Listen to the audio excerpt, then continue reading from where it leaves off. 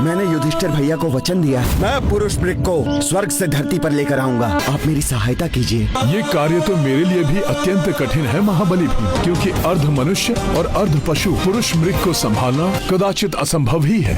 मन की गति से भी तीव्र वेग से चलने की क्षमता है उनकी। जहाँ उनके चरण पड़ते हैं वो स्थान पवित्र हो जाता है, किंतु उनसे एक भयंकर बात भी जुड़ी हुई है। वो पुरुष का भोजन करते हैं, वो तुम्हें ही अपना आहार न बना ले। उस वचन को नहीं निभा पाया तो पुरुष मृग का आहार बनना ही मेरे लिए उचित होगा। नहीं अनुज, अब जब तक तुम्हारा अग्रज तुम्हारे साथ है, ऐसी स्थिति कदापि उत्पन्न नहीं होगी। तुम निसंकोच स्वर्ग जाकर पुरुष मृग को इंद्रप्रस्थ जाने के लिए आमंत्रित करो। उसके आगे की चिंता तुम मुझ पर छोड़ दो। कल्याण हो। ओम नमः शिवाय।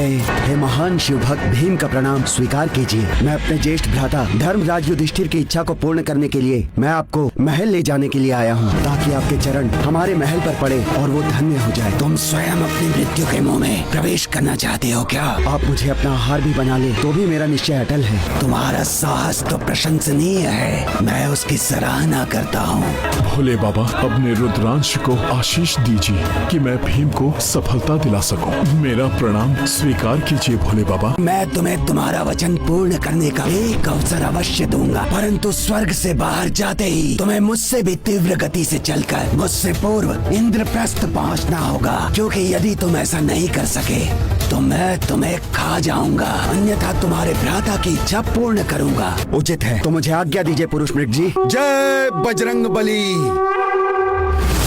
हनुमान जी मेरी रक्षा कीजिए। चिंता मत करो भीम, मैं हूँ ना।